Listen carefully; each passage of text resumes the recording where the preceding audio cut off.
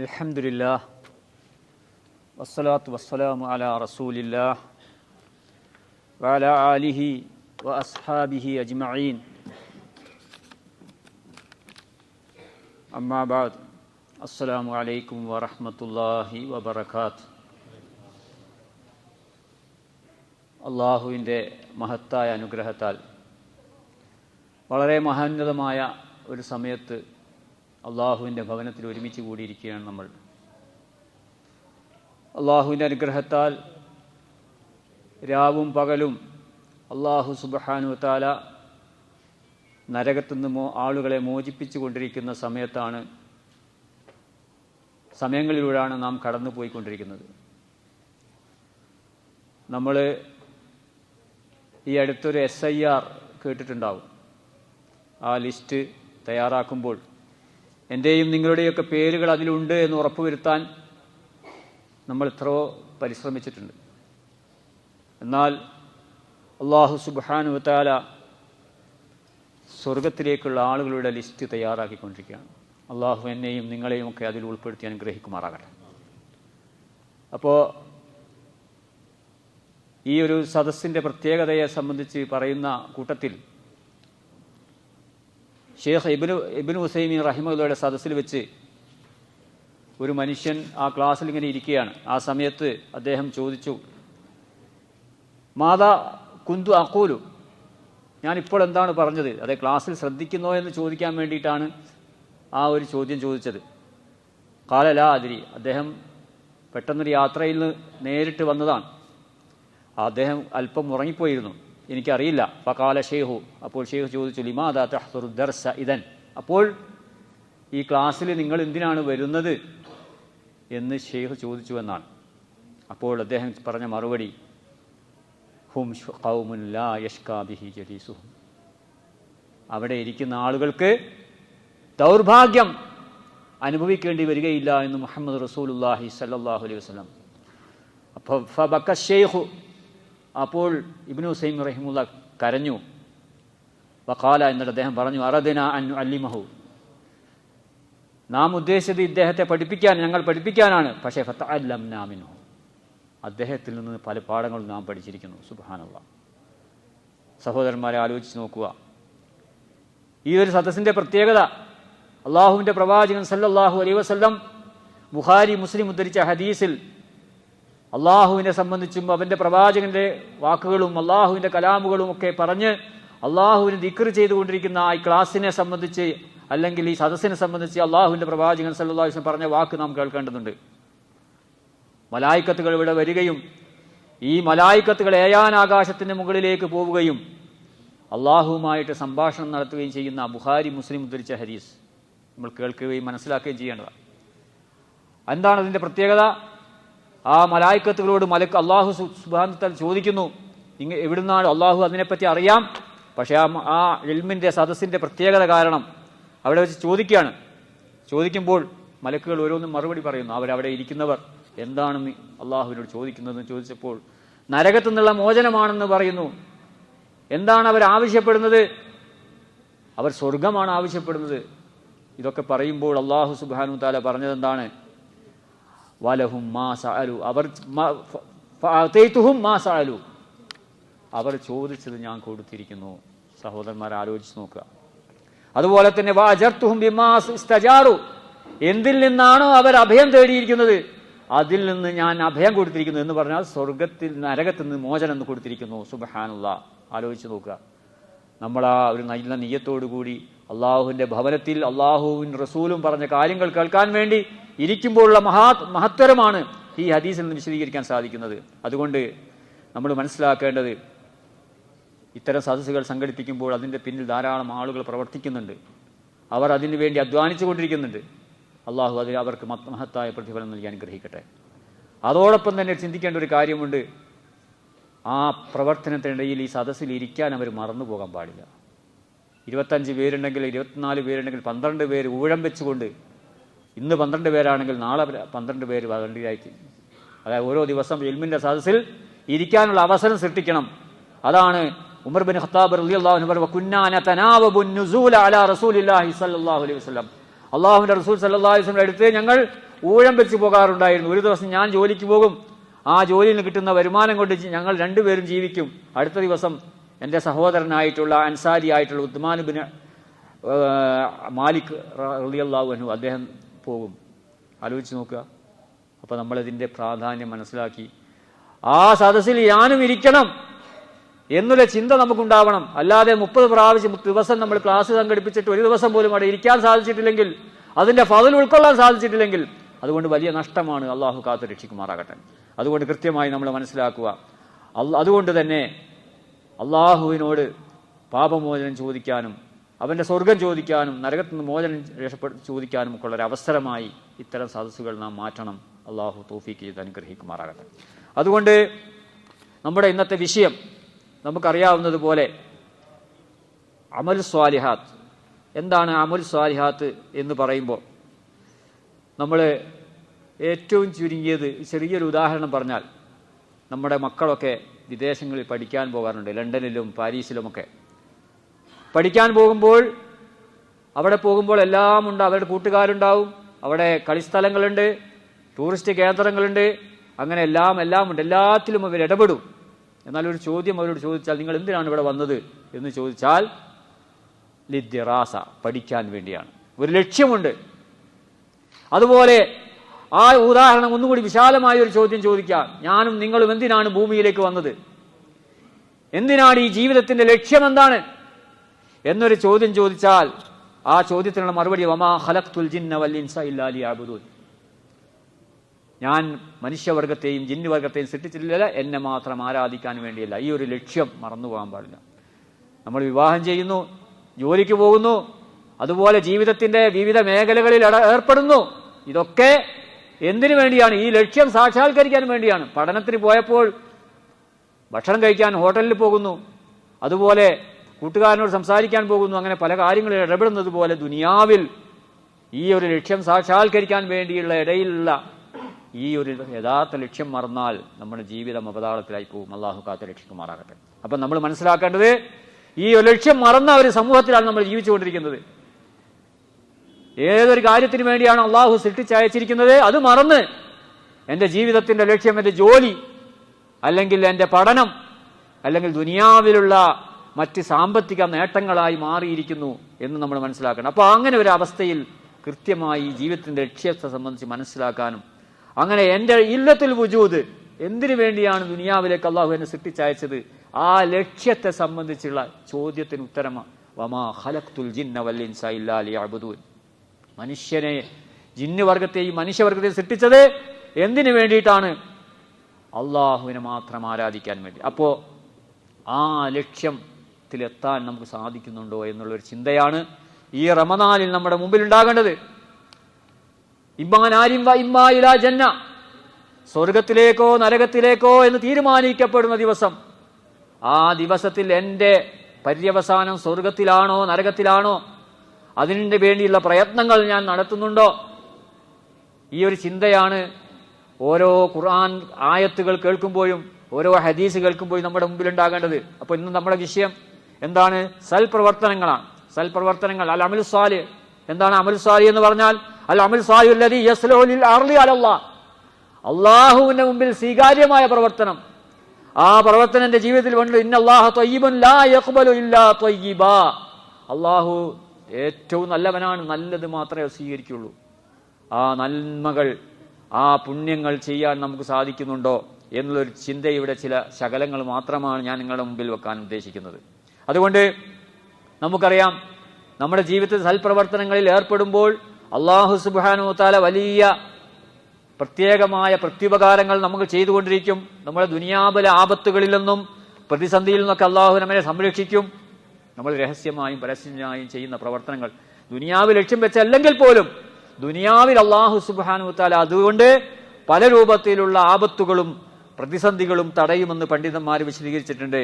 അതിന് ഖുർആനിലും ഹദീസിലുമൊക്കെ തെളിവുകളുമുണ്ട്. അതുപോലെ തന്നെ ഒരു നന്മ ചെയ്യുമ്പോൾ പെട്ടെന്ന് അള്ളാഹു നൽകുന്നൊരു സമ്മാനം എന്താണ്?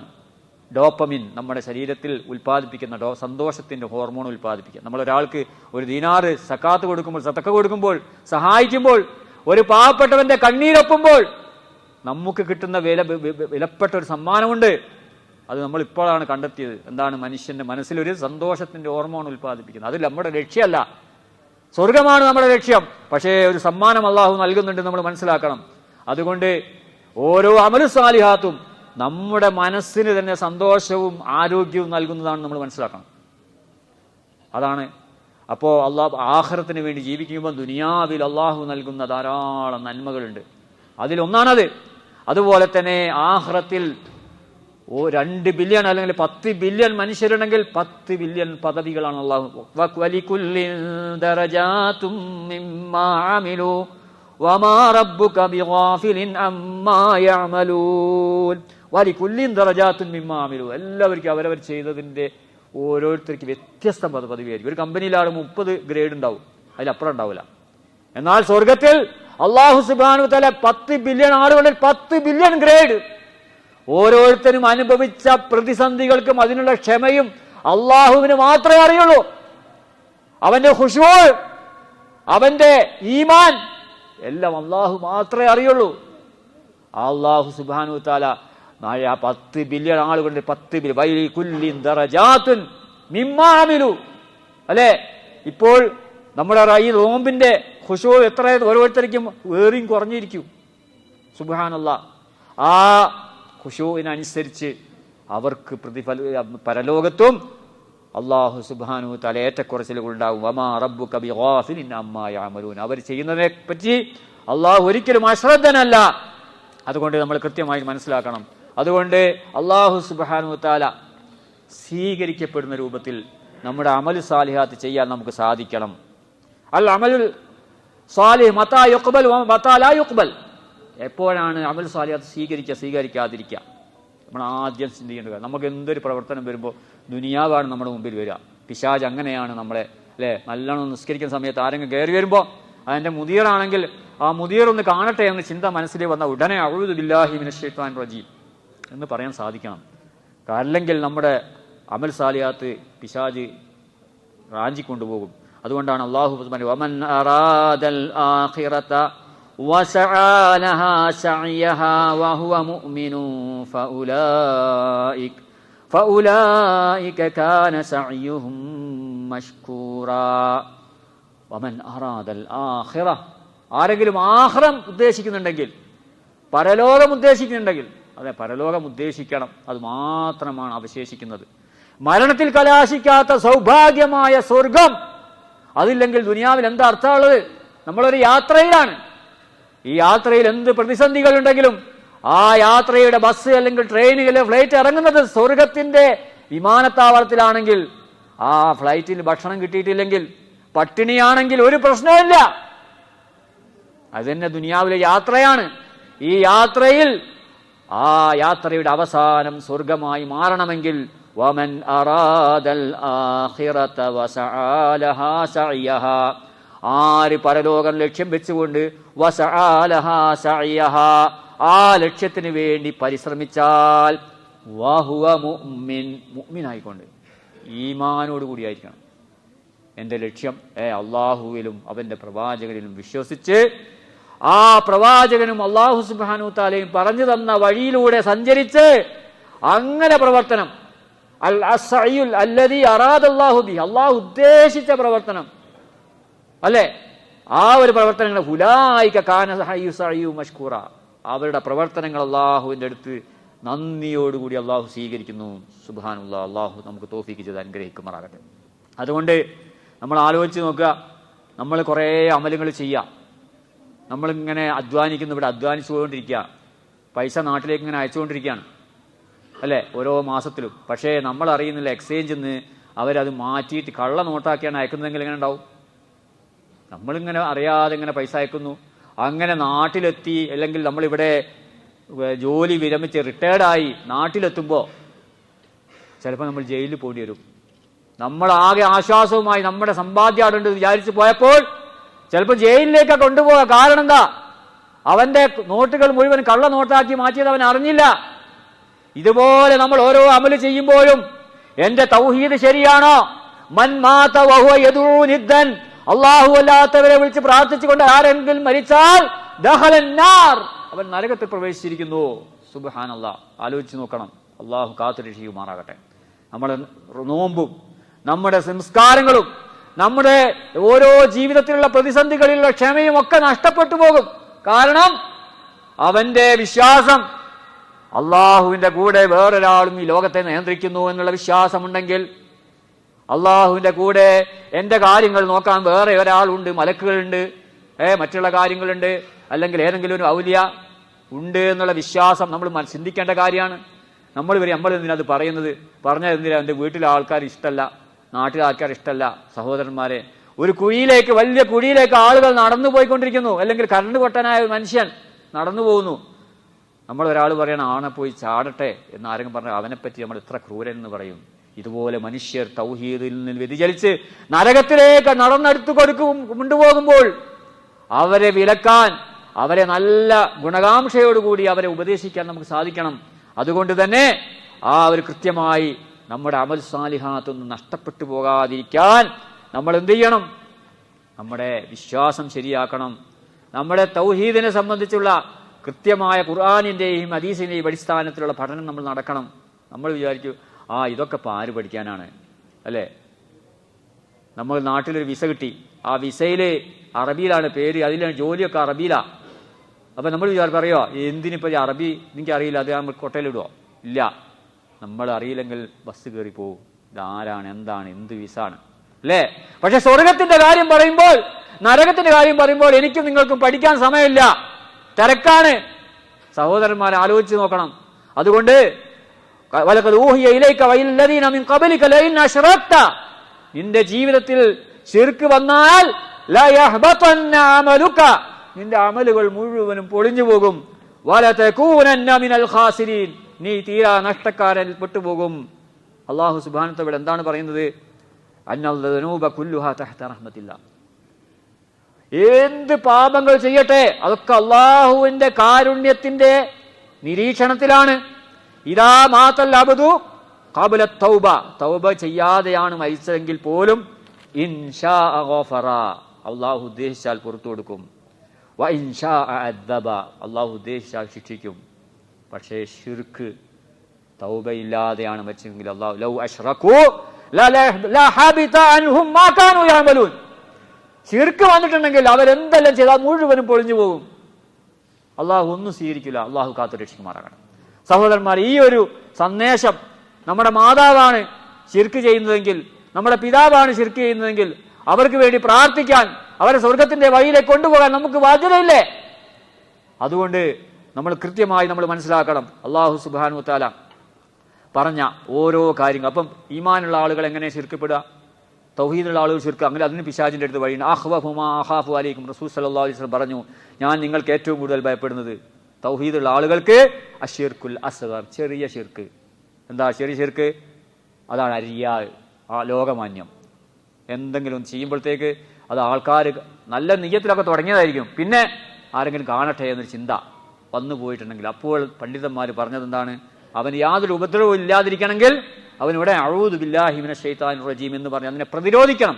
അപ്പോൾ അവന്റെ അടുത്ത് ശൈത്താൻ വന്നിട്ടുണ്ട്, അതുകൊണ്ട് ആ ശൈത്താനെ പ്രതിരോധിക്കണം. അല്ല അതിന് കീഴൊതുങ്ങിയിട്ട് ഒന്നും കൂടി നന്നാക്കി നിസ്കരിച്ചാലോ അവന്റെ നിസ്കാരം ശിർക്കായി, അതായത് ഷിർക്കുൽ ഖഫിയായി, ഏറ്റവും ഗോപ്യമായ ശിർക്കായി മാറി.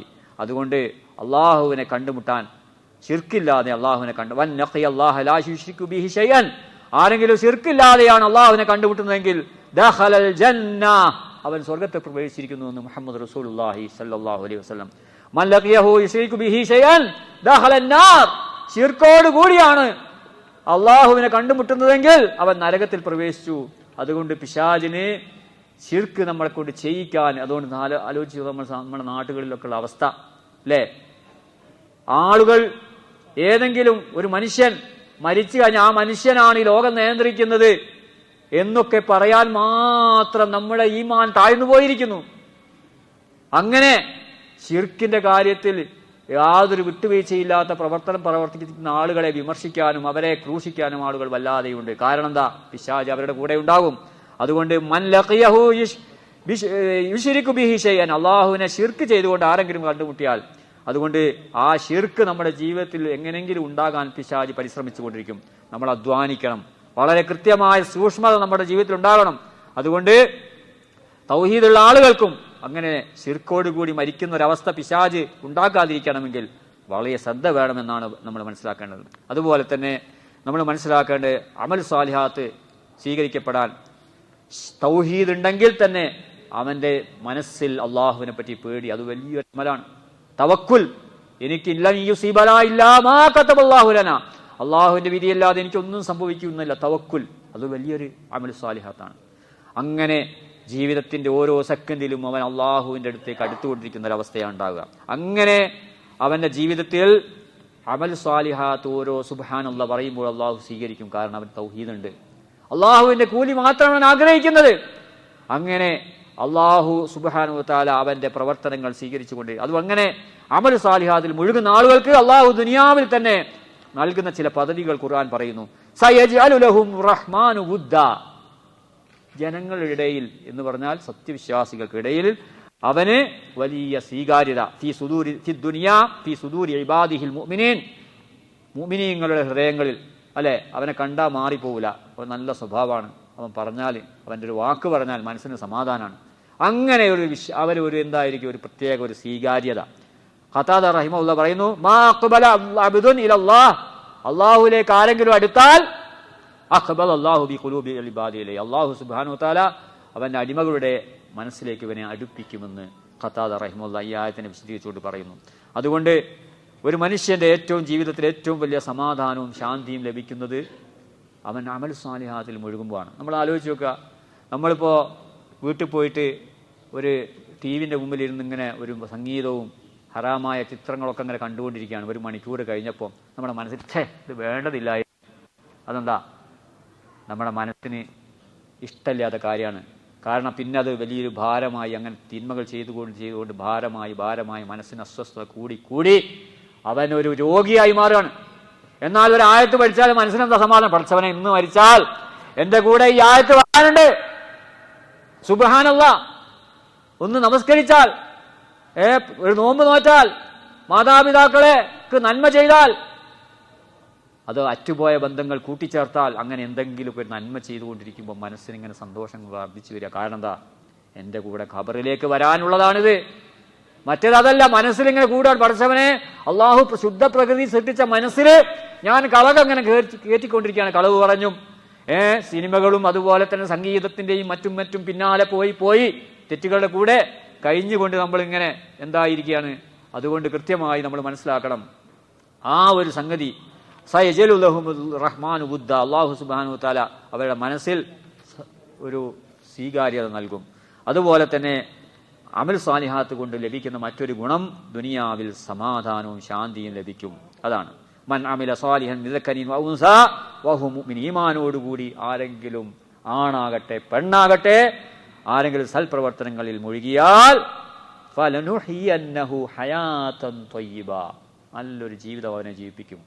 നല്ല സമാധാനത്തോടെ. ദുനിയാവിലെ ആളുകൾ അന്വേഷിച്ചു കൊണ്ടിരിക്കുന്നത് മനസ്സമാധാനമാണ്. ഇതാ എപ്പോഴാണ് കിട്ടുക? തൗഹീദ് ഉൾക്കൊണ്ടുകൊണ്ട് അമൽ സാലിഹാത്തിൽ മുഴുകുമ്പോഴാണ്. വലനജ്സിയന്നഹും അജ്റഹും ബിഅഹ്സനി മാ കാനൂ യഅമലൂൻ, അവർക്ക് ഏറ്റവും നല്ല പ്രതിഫലവും അവർ പ്രവർത്തിച്ചുകൊണ്ടിരിക്കുന്നതിന് ഏറ്റവും നല്ല ഉത്തമമായ പ്രതിഫലം നൽകുമെന്ന് വിശുദ്ധ ഖുർആനിലൂടെ അല്ലാഹു സുബ്ഹാനഹു വ തആല വിശദീകരിക്കുന്നു. അതുകൊണ്ട് ഞാൻ കൂടുതൽ ദീർഘിപ്പിക്കുന്നില്ല. ഇനിയും ധാരാളം കാര്യങ്ങൾ സംസാരിക്കാണ്. ഇൻഷാ അല്ലാഹ് അവസരങ്ങൾ കിട്ടുമ്പോൾ സംസാരിക്കാം. നമ്മൾ മനസ്സിലാക്കേണ്ടത് ഓരോ അവസരങ്ങളും നമ്മൾ ജീവിതത്തിൽ അള്ളാഹു നൽകുന്ന വലിയ ദാനങ്ങളാണ്. പിശാചിന് ഇഷ്ടം ഇപ്പോൾ അമൽ സാലിഹത്ത് ചെയ്യുന്നതാണ്. കാരണം നാളെ ഞാൻ ജീവിച്ചിരിക്കുകയോ ഇല്ലേ എന്ന് പറയാൻ കഴിയില്ല. എൻ്റെ സഹോദരൻ്റെ റൂമിൽ താമസിക്കുന്ന ഒരു മനുഷ്യന് കഴിഞ്ഞ ദിവസം ആണി അടിക്കാൻ ഒന്ന് കൈ ഉയർത്തിയതാണ്, അദ്ദേഹം കുഴഞ്ഞു വീട് മരിച്ചു. കാരണം പിശാചിന് ഇഷ്ടം നാളേക്ക് നീട്ടിവെക്കലാണ്. ഇന്ന് ചെയ്യുന്നത് പിശാചിന് ഭയങ്കര പ്രശ്നമാണ്. കാരണം ഇന്ന് നോമ്പ് ശരിയായാൽ, ഈ പ്രാർത്ഥന സ്വീകരിക്കപ്പെട്ടാൽ ഈ മനുഷ്യൻ സ്വർഗത്തിലാണ് പോവുക എന്ന് പിശാചിന് കൃത്യമായ ബോധ്യമുണ്ട്. അതുകൊണ്ട് ഈ ഒരു സമയം നമ്മൾ ഉപയോഗപ്പെടുത്തുക, അള്ളാഹുവിലേക്ക് ഖേദിച്ച് മടങ്ങുക, തൗബ ചെയ്യുക. അള്ളാഹു സുബ്ഹാനഹു വ തആല നമ്മുടെ അമൽ സാലിഹാത്തൊക്കെ സ്വീകരിക്കുമാറാകട്ടെ. നമ്മുടെ ജീവിതത്തിൽ വന്നുപോയ പാപപ്പിഴകൾ അള്ളാഹു പുറത്ത്, നമ്മുടെ പാപങ്ങളൊക്കെ പുറത്തുകൊണ്ട് അള്ളാഹു നമ്മെ സ്വീകരിക്കുമാറാകട്ടെ. അള്ളാഹുവെ, ഞങ്ങളുടെ മാതാപിതാക്കൾ മരിച്ചുപോയവർക്ക് നീ മഗ്ഫിറത്തും റഹ്മത്തും നൽകി അനുഗ്രഹിക്കണേ റഹ്മാനെ. ഞങ്ങളുടെ മാതാപിതാക്കൾ ജീവിച്ചിരിക്കുന്നവർക്ക് ആരോഗ്യവും ആഫിയത്തും നൽകി അനുഗ്രഹിക്കണേ റഹ്മാനെ. തൗഹീദ് ഉൾക്കൊള്ളുവാനുള്ള ഭാഗ്യം നൽകി അനുഗ്രഹിക്കണേ റഹ്മാനെ. അള്ളാഹുവെ, മരണത്തിന്റെ വേളയിൽ സ്വർഗത്തിലെ പദവി കണ്ടുകൊണ്ട് ഗ്യാരണ്ടിയോട് കൂടി മരിക്കുന്ന ആളുകളിൽ ഞങ്ങളെല്ലാം ഉൾപ്പെടുത്തി അനുഗ്രഹിക്കണം റഹ്മാനെ. അള്ളാഹുവെ, ഞങ്ങളുടെ തൃപ്തി ഞങ്ങൾ ആവശ്യപ്പെടുകയാണ്. ആ തൃപ്തിക്ക് ഞങ്ങൾ അർഹരല്ലെങ്കിൽ നിന്റെ അഫുവ് ഞങ്ങൾക്ക് നൽകി അനുഗ്രഹിക്കണം റഹ്മാനെ. നിന്റെ റഹ്മത്ത് കൊണ്ട് സ്വർഗത്തിൽ പ്രവേശിപ്പിക്കണം റഹ്മാനെ. അള്ളാഹുവെ, ഞങ്ങളുടെ സഹോദരങ്ങൾ തുല്യതയില്ലാത്ത കഷ്ടപ്പാടിലും ദുരിതത്തിലുമാണ്. അവർക്ക് എത്രയും പെട്ടെന്ന് ആശ്വാസം നൽകി അനുഗ്രഹിക്കണം റഹ്മാനെ. അവർ ഇഞ്ചിഞ്ചായി മരിച്ചുകൊണ്ടിരിക്കുകയാണ്. അള്ളാഹുവെ, പുതിയ പുതിയ പ്രതിസന്ധികൾ രൂപപ്പെട്ടുകൊണ്ടിരിക്കുമ്പോൾ മുസ്ലിം ഉമ്മത്തിനെ നീ സംരക്ഷിക്കണം റഹ്മാനെ. റബ്ബനാ ളലംനാ അൻഫുസനാ വഇൻ ലം തഗ്ഫിർ ലനാ വതർഹംനാ ലനകൂനന്ന മിനൽ ഖാസിരീൻ. റബ്ബനാ ആതിനാ ഫിദ്ദുനിയാ ഹസന വഫിൽ ആഖിറതി ഹസനത വഖിനാ അദാബന്നാർ.